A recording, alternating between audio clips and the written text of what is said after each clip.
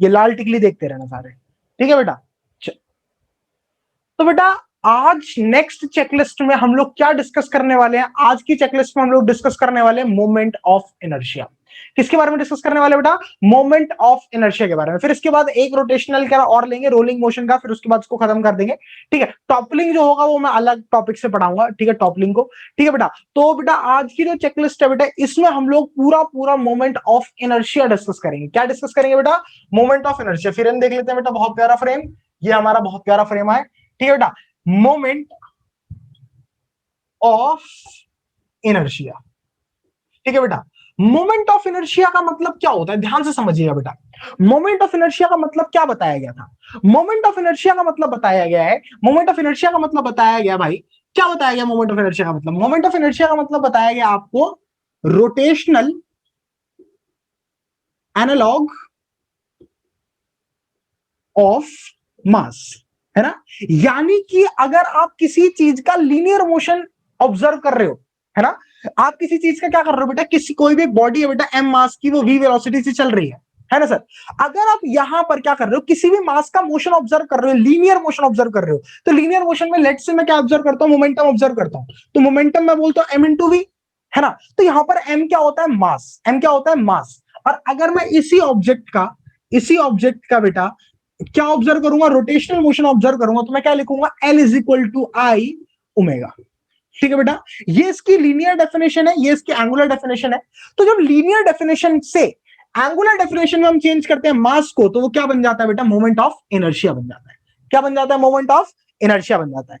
जैसे कि हम लोग बोलते हैं कि लीनियर डेफिनेशन में मास m है, तो एंगुलर यानी कि रोटेशनल डेफिनेशन में मैं मास को क्या लिखूंगा? मास की जगह क्या लिखूंगा बेटा? Moment of inertia, moment of inertia, ठीक है बेटा। ये चीज रहती है। अब यहां पर बेटा को देखो यार, काफी सारी चीजें हमारे को बोली जाती है, ठीक है बेटा। तो यहां पर हम लोगों को बोला जाता है जो हमारा मोमेंट ऑफ इनर्शिया आई, ये किस किस चीज पे डिपेंड करता है बेटा? ये किस किस चीज पे डिपेंड करता है बेटा? ये हमारे ज्योमेट्री ऑफ ऑब्जेक्ट पे डिपेंड करता है, ज्योमेट्री ऑफ ऑब्जेक्ट पे डिपेंड करता है बेटा, ठीक है जी। अच्छा जी, ये हमारा एक्सिस ऑफ रोटेशन पे डिपेंड करता है, ठीक है बेटा। एक्सिस ऑफ रोटेशन पे भी डिपेंड करता है कि अगर मैं एक्सिस ऑफ रोटेशन चेंज कर दूंगा तो डेफिनेटली हमारा मोमेंट ऑफ इनर्शिया यानी कि आई की वैल्यू चेंज हो जाने वाली है, कोई दिक्कत परेशानी नहीं है ना। ज्योमेट्री पे डिपेंड कर रहा है, एक्सिस ऑफ रोटेशन पे डिपेंड कर रहा है, और किस चीज पे डिपेंड कर रहा है बेटा? और किस किस चीज पे डिपेंड कर रहा है? और भी भाई बहुत सारी चीजें, distance from axis of rotation, distance from axis of rotation, ठीक है बेटा। ये हमारा पॉइंट खैर इसमें आ जाता है, एक्सिस ऑफ रोटेशन वाले में आ जाता है, ठीक है बेटा। तो इस चीज से अगर देखो मोमेंट ऑफ इनर्शिया दो तरीके से लिखा जाता है, ठीक है। एक तो होता है डिस्क्रीट मास सिस्टम का, और एक होता है हमारा यूनिफॉर्म मास सिस्टम का। अगर आपको डिस्क्रीट मास सिस्टम का लिखना है बेटा, डिस्क्रीट मास सिस्टम का मोमेंट ऑफ इनर्शिया लिखना है, डिस्क्रीट मास सिस्टम का moment of inertia. Discrete masses का मतलब क्या होता है बेटा? मतलब पर्टिकुलर मासेस, पॉइंट मासेस का, है ना, लिखना है अगर आपको। जैसे आपकी ये एक्सिस ऑफ रोटेशन है, ये आपका मास रखा है m, और ये हमारा एक्सिस ऑफ रोटेशन से r डिस्टेंस पर है, तो इसका जो मोमेंट ऑफ इनर्शिया होगा बेटा, ये हमारा कितना आएगा? ये हमारा आएगा mr स्क्वायर। कितना आएगा बेटा? mr square. ऐसी अगर हमारे मल्टीपल डिस्क्रीट मास सिस्टम बेटा, मल्टीपल ऑब्जेक्ट्स हैं, ठीक है बेटा, जैसे बहुत सारे ऑब्जेक्ट्स हैं, तो हमारा जो मोमेंट ऑफ इनर्शिया आएगा वो क्या आएगा बेटा? m1 r1 स्क्वायर प्लस में m2 r2 स्क्वायर प्लस में m3 r3 स्क्वायर, ठीक है बेटा। और चलते चलते चलते चलते mn rn स्क्वायर। कोई दिक्कत परेशानी वाली बात नहीं है बेटा, mn rn का स्क्वायर, कोई दिक्कत नहीं है बेटा। यहां तक की बात मुझे समझ में आ गई। अब थोड़ा सा और आगे अगर मैं बढ़ूं बेटा, थोड़ा सा और आगे अगर मैं बढ़ना चाहता हूं, ठीक है बेटा। अच्छा एक मिनट, ठीक है बेटा। हाँ, अब भाई थोड़ा सा और आगे मैं बढ़ना चाहता हूं बेटा, है ना, मैं आगे बढ़ना चाहता हूं। जैसे जैसे हमारा कौन था बेटा? हमारा ये भाई, ये क्या नाम है हमारा? तुषार भाई है बेटा, है ना बेटा। ये भी आगे बढ़ना चाह रहा है ना बेटा। अब इसके साथ जो हो गया वो पास्ट है बेटा, है ना। अभी क्या चाह रहा है? आगे बढ़ना चाह रहा। तो मैं भी इस टॉपिक में आगे बढ़ना चाह रहा क्या हो गया भैया? हूं, ठीक है ना ये बेटा। हाँ हाँ, सच्ची, झूठ नहीं बोल रहा, सच्ची। तुषार आगे बढ़ना चाह रहा है अपनी जिंदगी में, है ना। हाँ, ठीक है बेटा। अच्छा, तो अब थोड़ा सा और आगे बढ़े, अगर थोड़ा सा और आगे बढ़े, तो इसमें हमारा आ जाता है uniform mass system, uniform mass system, ठीक है बेटा। यूनिफॉर्म मास सिस्टम के लिए आपका जो मोमेंट ऑफ इनर्शिया लिखा जाएगा वो लिखा जाएगा इंटीग्रेशन ऑफ डीएम इंटू में आर स्क्वायर। ये लिखा जाएगा बेटा, integration of dm into r square. बहुत ही गंदी राइटिंग में लिखा है मैंने, ये बात मैंने मान लेता हूं इस बात को, ठीक है बेटा। Dm into r square. ठीक है बेटा, इस तरीके से। और इसमें भी अगर आपका जो ऑब्जेक्ट है बेटा वो 1D अगर है ना बेटा, अगर आपका ऑब्जेक्ट 1D है तो आप mass upon length is equal to lambda वाला फॉर्मूला यूज करेंगे। ठीक है सर, मास और लेंथ का रेशियो यूज करेंगे। ठीक है जी। और अगर आपका ऑब्जेक्ट 2D है तो मास और एरिया का रिलेशन यूज करेंगे। और अगर आपका ऑब्जेक्ट 3D है सर तो आप मास और वॉल्यूम का रिलेशन यूज करेंगे। क्या निकालने के लिए? डीएम निकालने के लिए। ठीक है बेटा, अगर चलो ठीक है, ये इतना बहुत है। ठीक है जी, कोई दिक्कत परेशानी वाली बात नहीं है ना बेटा, कोई दिक्कत परेशानी वाली बात एकदम नहीं है बेटा, बिल्कुल नहीं है ना। तो मेरे हिसाब से general points of moment of inertia आप लोगों के दिमाग में एकदम सट्ट से नैया बैठ गए होंगे बेटा। क्या बेटा? एकदम सट्ट से नैया बैठ गए होंगे। ठीक है बेटा, क्लियर है? तो बेटा आगे बढ़ते हैं। तो यहां तक की बातचीत हम लोगों ने देख ली बेटा, है ना। अब मोमेंट ऑफ इनर्शिया पे नेक्स्ट स्टेप लेते हैं। ठीक है सर, नेक्स्ट स्टेप लेते हैं। तो नेक्स्ट स्टेप में आप लोगों का क्या आएगा सर? नेक्स्ट स्टेप में आप लोगों का ये जनरल मोमेंट ऑफ इनर्शिया लिख रहा हूं। अगर सबसे पहले मैं बात करूं 1D ऑब्जेक्ट में, 1D ऑब्जेक्ट में तो आपका जो मोमेंट ऑफ इनर्शिया आता है वो इसी का आता है। अगर आप सेंटर के अबाउट लेते हैं सर, सेंटर के अबाउट इस रॉड को घुमाते हैं तो इसका जो मोमेंट ऑफ इनर्शिया आएगा ये आएगा ml²/12। ठीक है सर। और अगर मान लीजिए आप इसको किसी एंड के अक्रॉस घुमाते हैं इस प्रकार, ठीक है सर, तो ये क्या आएगा सर? ये आपका आएगा ml²/3। ठीक है सर, तो कुछ इस प्रकार। ठीक है सर। अच्छा, अगर आप यहीं पर 2D ऑब्जेक्ट्स की बात करें, 2D ऑब्जेक्ट्स में जो जनरल आता है बेटा, एक रिंग आती है। ठीक है सर, रिंग का मोमेंट ऑफ इनर्शिया अगर आप इस एक्सिस के अबाउट यानी कि इस वाली सेंट्रल एक्सिस के अबाउट देखेंगे बेटा मोमेंट ऑफ इनर्शिया, तो वो कितना निकल कर आएगा सर? वो निकल कर आएगा आपका mr²। ठीक है सर। और अगर आप किसी भी डायमेट्रिक एक्सिस के अलोंग देखेंगे बेटा, डायमेट्रिक एक्सिस के अबाउट देखेंगे बेटा, डायमेट्रिक एक्सिस यानी कि जो ये वाली एक्सिस है या फिर ये वाली एक्सिस है, जब भी हम कड़े को ऐसे घुमाए थे, कभी कभी यूं करके पट्टा करके यूं करके घुमाए थे, वो डायमेट्रिक एक्सिस है। उसके अबाउट जो मोमेंट ऑफ इनर्शिया जनरेट होता है वो जनरेट होता है mr²/2। कितना होता है सर? mr²/2। ठीक है सर। अगर आप 2D ऑब्जेक्ट में एक और देखें तो एक और हमारा जो बढ़िया आता है सर वो आता है डिस्क। ठीक है सर, डिस्क की हमारी ये जो जेड एक्सिस है बेटा, इस वाली एक्सिस के अबाउट जो मोमेंट ऑफ इनर्शिया जनरेट होकर आता है ये आता है हमारा mr²/2, है ना। और अगर मैं बात करूं बेटा डायमेट्रिक एक्सिस की, डायमेट्रिक एक्सिस की, तो यहां पर जो मोमेंट ऑफ इनर्शिया जनरेट होता है बेटा, डायमेट्रिक एक्सिस यानी ये वाला एक्सिस हो चाहे ये वाला एक्सिस हो, कितना जनरेट होता है बेटा? ये जनरेट होता है mr²/4। ठीक है बेटा। तो जनरली 1D और 2D फिगर में तो हमारे यही पूछे जाते हैं। ठीक है बेटा। तो पहले मुझे बताओ यहां तक की बातचीत क्लियर है एकदम? चलिए थोड़ा सा और आगे बढ़े। थोड़ा सा आगे बढ़ने पे हमने क्या कहा सर, अगर मान लीजिए आपके 3D ऑब्जेक्ट्स आ जाते हैं, क्या कहते हैं? 3D ऑब्जेक्ट्स आ जाते हैं। 3D ऑब्जेक्ट्स में काफी सारी फिगर्स आती हैं बेटा, काफी सारी फिगर्स हम लोगों को यहाँ पर देखने को मिलती है। ठीक है सर। हमारा सबसे ज्यादा आता है बेटा स्फीयर। ठीक है बेटा, स्फीयर भी दो तरीके के होते हैं, एक होता है हमारा हॉलो स्फीयर, ठीक है सर, और एक होता है हमारा सॉलिड स्फीयर। Solid sphere. ठीक है सर। अच्छा, तो बेटा हॉलो स्फीयर जो होता है हमारा, हॉलो स्फीयर का जो मोमेंट ऑफ इनर्शिया आता है किसी भी एक्सिस के अबाउट निकालोगे तो 2/3 mr² आएगा। ठीक है बेटा। और अगर आप सॉलिड स्फीयर का मोमेंट ऑफ इनर्शिया निकालोगे किसी भी एक्सिस के अबाउट तो आएगा 2/5 mr²। ठीक है सर। अच्छा, यहां पर हम लोग सिलेंडर की भी बात करते हैं, तो सिलेंडर में हम लोग किसकी बात करते हैं सर? सिलेंडर में हम लोग बात करते हैं हॉलो सिलेंडर और सॉलिड सिलेंडर की। तो जो हॉलो सिलेंडर है सर, अगर आप किसी हॉलो सिलेंडर की बातचीत करें तो क्या ये बिल्कुल एक रिंग जैसा दिखेगा? हाँ यार, ये एक रिंग जैसा दिखेगा सर। इस एक्सिस के अबाउट अगर घुमाऊंगा इसको मैं हॉलो सिलेंडर, तो यार कि रिंग के ऊपर रिंग की, रिंग के ऊपर रिंग, है ना बेटा। तो इसका जो मोमेंट ऑफ इनर्शिया आता है ये आता है हमारा mr², है ना। और अगर आपका ये सिलेंडर हॉलो ना होकर ये सॉलिड सिलेंडर होता सर, ये कैसा सिलेंडर होता? सॉलिड सिलेंडर होता सर, सॉलिड सिलेंडर। तो इसका जो मोमेंट ऑफ इनर्शिया निकल कर आता बेटा, इसका जो मोमेंट ऑफ इनर्शिया निकल कर आता है वो आता है mr²/2। कितना आता है सर? mr²/2। कोई दिक्कत परेशानी वाली बात 1% भी, है ना, एकदम बढ़िया तरीके से हम लोगों को बात समझ में आ रही है। ठीक है सर, कोई दिक्कत परेशानी? ठीक है जी। चलिए, तो मेरे हिसाब से यहां तक की बात आप लोगों को क्या हुई होगी? एकदम बढ़िया तरीके से क्लियर हो गई होगी। चलिए सर, अगर अब हम आगे बात करें तो हमारा क्या आता है सर? हमारा आता है perpendicular axis theorem. Perpendicular axis theorem, axis theorem. ठीक है सर। अच्छा, परपेंडिकुलर एक्सिस थ्योरम कब कब यूज करी जाएगी? परपेंडिकुलर एक्सिस थ्योरम तब यूज करी जाएगी जब आप लोगों को किसी एक, जैसे ऑब्जेक्ट है, इसके अबाउट एक ऐसी एक्सिस, मतलब मोमेंट ऑफ इनर्शिया पता है, ठीक है ना, एक ऐसी एक्सिस का मोमेंट ऑफ इनर्शिया पता है जो कि इसके परपेंडिकुलर है, जो कि क्या है बेटा? इसके परपेंडिकुलर। फिर चाहे यहां से परपेंडिकुलर हो, चाहे यहां से परपेंडिकुलर हो, चाहे यहां से परपेंडिकुलर हो, चाहे यहां से, चाहे यहां से, किसी भी एक्सिस के परपेंडिकुलर जो एक्सिस है बेटा उसके अबाउट तुम्हारे को मोमेंट ऑफ इनर्शिया पता है, मान लेते हैं। ठीक है बेटा। अच्छा, तो अगर बेटा एक एक्सिस आपकी क्या है बेटा, इसके परपेंडिकुलर है, इस ऑब्जेक्ट के परपेंडिकुलर है, तो ऑब्वियस सी बात है कि बाकी की जो दो एक्सिस होंगी, बाकी की जो दो एक्सिस होंगी बेटा, लेट्स से ये हमारा एक्स है, ये हमारा वाई है ना, बाकी की जो दो एक्सिस होंगी वो इस प्लेन के ऊपर लाई करेंगी। सिंपल सी बात है बेटा, है ना, ये वाली बात तो सिंपल है कि अगर एक एक्सिस जो है इस प्लेन के परपेंडिकुलर है ना, और उसका मोमेंट ऑफ इनर्शिया हम लोगों को पता है ना सर, तो जो बाकी की दो एक्सिस होंगी वो इस प्लेन के कैसे लाई करेंगी बेटा, इस प्लेन के ऊपर लाई करेंगी, है ना। तो लेट्स से वो वाली वायर कौन सी थी, वो जेड एक्सिस है हमारी, जो बाहर की तरफ आ रही है, तो हम लोग बोलेंगे आई जेड, जो परपेंडिकुलर है ना प्लेन के, उसका जो मोमेंट ऑफ इनर्शिया वो किसके बराबर होगा, उन दोनों एक्सिस के समेशन के बराबर जो इसके प्लेन पर लाई कर रही है। ये हमेशा याद रखना बेटा, ये हमेशा याद रखना।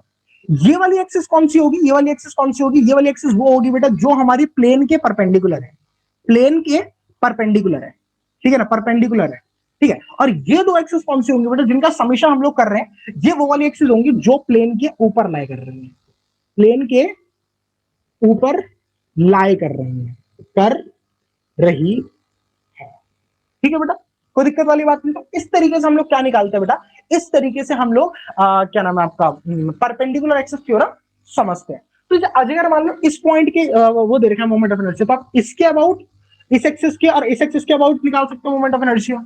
अगर मान लीजिए आपको इस एक्सिस के अबाउट निकालना है, तो आपको किस एक्सिस के अबाउट चाहिए होगा, इसके अबाउट और इसके अबाउट मोमेंट ऑफ इनर्शिया चाहिए होगा, ठीक है सर। अगर आपको इसके अबाउट निकालना है तो आपको इस एक्सिस के अबाउट और इस एक्सिस के अबाउट चाहिए होगा, ठीक है सर। अगर आपको इस एक्सिस के अबाउट निकालना है तो इस एक्सिस के और इस एक्सिस के अबाउट चाहिए होगा आपको मोमेंट ऑफ इनर्शिया, है ना। तो मुद्दा ये कि अगर आपको किसी भी प्लेन के परपेंडिकुलर कोई एक्सिस है उसके थ्रू मोमेंट ऑफ इनर्शिया निकालना है ना, तो बाकी दो एक्सिस के अबाउट पता होना चाहिए, बाकी दो एक्सिस के अबाउट पता होना चाहिए आपको मोमेंट ऑफ इनर्शिया, राइट। तो तभी आप लोग क्या कर पाएंगे, इसको एग्जीक्यूट कर पाएंगे, है ना, अदरवाइज आप एग्जीक्यूट नहीं कर पाएंगे, ठीक है बेटा। चलिए, कोई दिक्कत परेशानी, कोई दिक्कत परेशानी नहीं, एकदम बढ़िया तरीके से हमारे को परपेंडिकुलर एक्सिस थ्योरम समझ में आ गई बेटा, है ना। अब थोड़ा सा और आगे बढ़ते हैं, इसी इसी कॉन्सेप्ट में थोड़ा सा और आगे बढ़ते हैं, जिसमें हमारा आता है पैरेलल एक्सिस थ्योरम, फिर उसके बाद तो अपने क्वेश्चंस बनते हैं बस, ठीक है सर। पैरेलल एक्सिस थ्योरम, ठीक है, ये टॉपिक ऐसा है बेटा जो आपको पूरे पूरे मार्क्स दिला के जाएगा बेटा, पैरेलल, परपेंडिकुलर और मोमेंट ऑफ इनर्शिया का ये पूरे पूरे मार्क्स दिला के जाएगा। क्योंकि अगर इसका क्वेश्चन आता है तो सिंपल सा क्वेश्चन आता है, वो ज्यादा टफ क्वेश्चन, टफर साइड पे क्वेश्चन नहीं आता है इसका, ठीक है ना। जैसे कि तुम लोगों ने अपना जनवरी फरवरी वाले अटेम्प्ट में भी देखा होगा, वो ज्यादा टफ साइड पे क्वेश्चन नहीं आता है, एक इजी साइड पे, एक मॉडरेट साइड पे क्वेश्चन आता है, अगर आपको कॉन्सेप्ट अच्छे से आता है तो, ठीक है ना। तो देखो पैरेलल एक्सिस थ्योरम क्या होती है कि सर मान लीजिए आपकी कोई भी एक्सिस है, चाहे वो प्लेन के परपेंडिकुलर हो, चाहे प्लेन के पैरेलल हो, चाहे कैसी भी है ना, कोई भी एक रैंडम एक्सिस है, रैंडम एक्सिस है, उसके थ्रू आपको मोमेंट ऑफ इनर्शिया निकालना है, ठीक है बेटा। कोई भी आपको मोमेंट ऑफ इनर्शिया निकालना है एक रैंडम एक्सिस के थ्रू, और इस ऑब्जेक्ट का कुछ सेंटर ऑफ मास होगा बेटा, है ना। ये आपको क्या करना है, टू फाइंड, है ना बेटा। और आपका सेंटर ऑफ मास, उसके अबाउट आपको मोमेंट ऑफ इनर्शिया पता है, उसके अबाउट आपको मोमेंट ऑफ इनर्शिया पता है ना। और इन दो पैरेलल एक्सिस, और ये वाली एक्सिस पैरेलल होनी चाहिए, पहले तो ये बता दूं, ये दोनों एक्सिस पैरेलल होनी चाहिए, ठीक है बेटा। और आपको दोनों एक्सिस के बीच का, एक्सिस के बीच का डिस्टेंस दिया हुआ है, बीच का डिस्टेंस पता है, डिस्टेंस दिया हुआ है, दिया हुआ है। अगर आपको दो एक्सिस के बीच का डिस्टेंस दिया हुआ है ना, तो आप आराम से निकाल सकते हैं। जैसे अगर मान लीजिए मेरे को ये इसका सेंटर ऑफ मास के एक्सिस, ऑब्वियसली बात है ना।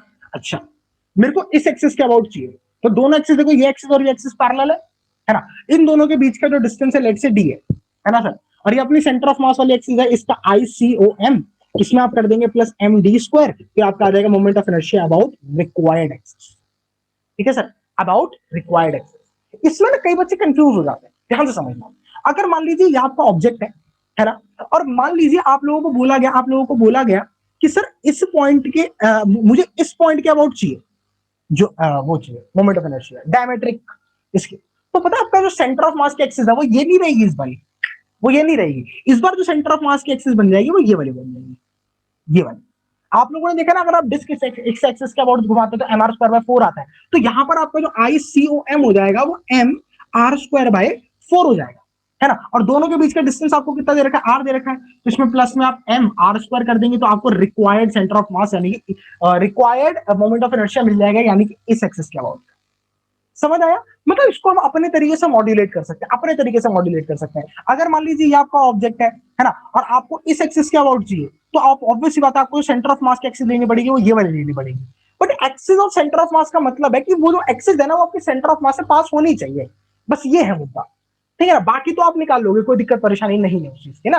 तो बाकी बस वही है कि अगर आपको इस एक्सिस के अबाउट निकालना है तो आपको देखना पड़ेगा कि मेरे को सेंटर ऑफ मास की एक्सिस कौन सी देखनी है ना। और फॉर एग्जांपल आपको इसके अबाउट नहीं पता, इसके अबाउट नहीं पता, और आपको तो इसके अबाउट पता है, लेकिन आपको इसके अबाउट निकालना है, तो कुछ नहीं है बेटा, इसके अबाउट पता है तो आप इसके अबाउट निकाल सकते हैं यूजिंग परपेंडिकुलर एक्सिस थ्योरम, और इसके अबाउट निकल गया तो फिर पैरेलल एक्सिस थ्योरम लगा के इसके अबाउट निकाल सकते हैं, कोई दिक्कत परेशानी नहीं है ना।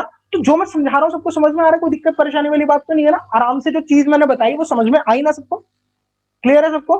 चलिए सर समझते हैं बात, समझते हैं, कुछ क्वेश्चंस बनाते हैं, कुछ क्वेश्चंस के माध्यम से समझते हैं। क्वेश्चंस में आप लोगों का इसमें आता है combination of objects, combination of objects, ठीक है बेटा। अच्छा, तो कॉम्बिनेशन ऑफ ऑब्जेक्ट देखते हैं बेटा। फॉर एग्जांपल मैंने बोला एक सिंपल से क्वेश्चन से शुरुआत करते हैं। ये हमारा एक स्फीयर है, ऐसे लटका हुआ है, ठीक है सर, और इसके बगल में एक और स्फीयर है, ऐसे करके, ठीक है बेटा। ये इसका रेडियस आर है, और इसका रेडियस भी कितना है बेटा, आर है, ठीक है सर। मास दोनों का एम है, एम है, और इस एक्सिस के अबाउट ये लोग क्या कर रहे हैं बेटा, इस एक्सिस के अबाउट ये लोग घूम रहे हैं, ठीक है। तो नेट मोमेंट ऑफ इनर्शिया बता, नेट मोमेंट ऑफ इनर्शिया बता दो, चलिए फटाफट करते हैं। इस तरीके के जो क्वेश्चंस होते हैं उनको सॉल्व करने का क्या तरीका होता है, आपके पास जितनी भी बॉडीज है, आपको दिख रहा है यहाँ पर एक्सिस ऑफ रोटेशन हमारी ये है ना, इस एक्सिस के अबाउट सबका मोमेंट ऑफ इनर्शिया निकालो और ऐड करो। आप लोगों को पता है अगर ये सेंट्रल स्क्वायर है, तो अगर मैं इसको 1 ले लूं, इसको 2 ले लूं, तो मोमेंट ऑफ इनर्शिया फर्स्ट तो सिंपल सा 2/5 mr² आ जाएगा, सॉलिड स्क्वायर है तो, ठीक है बेटा। अब इसका हमारे को निकालना है इस एक्सिस के अबाउट, तो इस एक्सिस के अबाउट मुझे इसका पता है सेंटर ऑफ मास की एक्सिस है बेटा ये, इसके अबाउट मुझे इसका पता है 2/5, और यहां से लेके यहां तक की जो दूरी है बेटा कितनी है बेटा, 2r की दूरी है ना सर। तो moment of inertia of second वाले ऑब्जेक्ट का क्या हो जाएगा बेटा, ये हो जाएगा 2/5 ऑफ mr² प्लस में m इंटू में 2r का होल स्क्वायर। डिस्टेंस कितना है, 2r है ना, r प्लस r 2r है ना बेटा। तो कितना हो जाएगा, I2 हमारा हो जाएगा 2/5 ऑफ mr² प्लस में यहां पर आप करेंगे क्या आ जाएगा 4mr², यहां पर आपका बच गया 7 नहीं, ये आपका आ गया बेटा 22mr²/5, इसका आ गया सेकेंड वाले का, और फर्स्ट वाले का इतना, तो दोनों को ऐड करोगे आ जाएगा 24mr²/5, ये आपका आ जाएगा नेट मोमेंट ऑफ इनर्शिया, ठीक है बेटा। इसमें ये तो देखो सेम टाइप के ऑब्जेक्ट्स हैं, पर ऐसा हो सकता है कि जैसे यहां पर आप लोगों के लिए एक डिस्क लगा दियो, एक डिस्क लगा दियो सेम मास की, और रेडियस भी रखा हो आर, है ना, तो उस केस में आप क्या करते, इन दोनों को तो आप लोगों ने निकाल लिया है ना बेटा, इसका और ऐड कर देते। इसका मोमेंट ऑफ इनर्शिया इस एक्सिस के अबाउट कितना होता है, डायमेट्रिक एक्सिस है ये, डिस्क है ना, ये डायमेट्रिक एक्सिस है डिस्क की, तो इसके अबाउट होता है इसका moment of inertia I is equal to ICOM plus में mr², क्योंकि दोनों एक्सिस के बीच का डिस्टेंस r है, इस एक्सिस के अबाउट निकाल रहा हूं ना इसका भी, इस एक्सिस के अबाउट, ठीक है जी। तो ICM कितना होता है mr²/4, क्योंकि डिस्क है, और मैं इस एक्सिस के अबाउट निकाल रहा हूं प्लस में mr², तो कितना आ जाएगा 5mr²/4, कितना आ जाएगा सर 5mr²/4। अब इसको इसमें जोड़ देना, फिर आपका नेट आ जाएगा, कोई दिक्कत नहीं है। अब इसके ऊपर अगर मान लीजिए एक रिंग यू करके रखी होती, तो उसका कितना होता है mr² और ऐड हो जाता है टोटल में, एक रिंग नीचे रखी होती तो mr² और ऐड हो जाता है टोटल में, क्योंकि वो तो इस एक्सिस के अबाउट ऐसे करके घूम रही है ना बेटा, एक्सिस के अबाउट ऐसे करके घूम रही है ना वो, है ना बेटा। तो इस तरीके से हम लोग क्या करते हैं, इन क्वेश्चंस को मॉड्यूलेट करते हैं, ठीक है बेटा। चाहे आपके कितने भी ऑब्जेक्ट दे रखे हो, कितने भी ऑब्जेक्ट दे रखे हो, ठीक है बेटा, लेकिन हम लोग क्या कर सकते हैं, हम लोग आराम से सारी चीजों को सॉल्व कर सकते हैं स्टेप बाय स्टेप, ठीक है सर। अच्छा, इसी में अगर बोला जाए कि अगर इसी में आपकी कैविटी प्रॉब्लम भी ले ली जाए, ठीक है बेटा, हाँ ठीक है ना, अगर मान लो इसी में आपकी कैविटी प्रॉब्लम भी ले ली जाए, कैविटी प्रॉब्लम मेरे ख्याल से इस पे लास्ट जो होगा टॉपिक होगा, ठीक है बेटा, कैविटी प्रॉब्लम्स ले ली जाए। तो अगर मैं आप लोगों को एक क्वेश्चन दूं कैविटी प्रॉब्लम समझाने के लिए, मैंने बोला कि सर मान लीजिए आपका एक स्फीयर है, ठीक है जी, इसका मास कितना है सर, इसका मास m है, ठीक है सर, और रेडियस r है, यहां से मैंने एक r/2 का स्क्वायर कट कर लिया, ठीक है सर, और आपको इसी एक्सेस के अबाउट इसका नया मोमेंट ऑफ इनर्शिया बताना, न्यू मोमेंट ऑफ इनर्शिया बताना। चलिए फटाफट कर दीजिए सर इस क्वेश्चन, चलिए सर इस क्वेश्चन का आंसर देखते हैं, ठीक है सर। आप लोगों को पता था कि इसका जो टोटल मोमेंट ऑफ इनर्शिया इसके अबाउट था वो था 2/5 mr², है ना सर। अब क्या हुआ है, इतना पार्ट निकल गया, तो ये देख लो कि ये जो इतना सा पार्ट है इस एक्सिस के अबाउट कितना मोमेंट ऑफ इनर्शिया पोजेस कर रहा था, उसको माइनस कर देना। ठीक है, तो सबसे पहले तो इतने पार्ट का मास निकालते हैं बेटा। इसका रेडियस कितना r/2, ठीक है बेटा। इसको करोगे तो पूरा मास कितना था बेटा, पूरा मास था 4/3 पाई आर क्यूब के उसमें वॉल्यूम में। तो यूनिट वॉल्यूम में कितना आ जाएगा बेटा, यूनिट वॉल्यूम में आ जाएगा 3m अपॉन में 4πr3। ठीक है बेटा, फिर इसका वॉल्यूम कितना हो जाएगा बेटा 4/3 पाई r/2 का क्यूब, ऐसे है ना। तो 4/3 पाई r/2 का जो क्यूब है बेटा, इसका जो वॉल्यूम आएगा ये आज का आपका आ जाएगा m/9। करके देख लेना, m/9 आएगा। ठीक है बेटा, कितना आएगा m/9। ठीक है जी। अच्छा, तो अब भाई मुद्दा क्या है, m/8 होगा, m/8, sorry sorry sorry sorry, m/8 आएगा, m/8 आएगा। ठीक है सर, तो इसका जो मास आएगा वो m/8 आएगा। ठीक है सर। अच्छा, तो अब इसका मोमेंट ऑफ इनर्शिया इस एक्सिस के अबाउट कितना निकल के आएगा, इस एक्सिस के अबाउट, ध्यान से देखो, इसका मोमेंट ऑफ इनर्शिया इस एक्सिस के अबाउट निकल के आएगा 2/5, नया मास कितना है m/8, है ना सर। और रेडियस कितना है इसका, r कितना है सर, r/2 का होल स्क्वायर। ठीक है, कोई दिक्कत परेशानी वाली बात नहीं है ना, r/2 का होल स्क्वायर। ये तो आए इस एक्सिस के अबाउट।